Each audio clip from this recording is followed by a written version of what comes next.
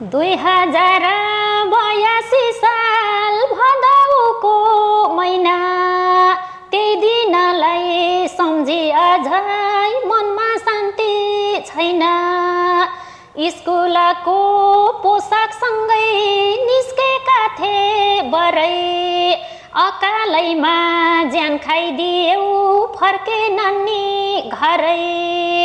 रगतले पोतिएका तिमीले लाउने जुत्ता तिनै जुत्ता हेर्दै आमा मुर्छा होलिन् उता। गोली ठोका भनी भनी तै पापीले मारिस कोहीको सिउँदो पखालियो कोहीलाई रित्तै पारिस।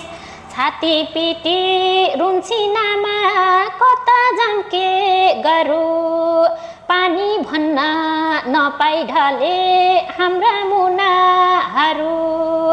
क्यारी हात उठे होला गोली हान्न पनि अन्तिम कोसिस गरे होलान् बाँच्छु कि त भनी।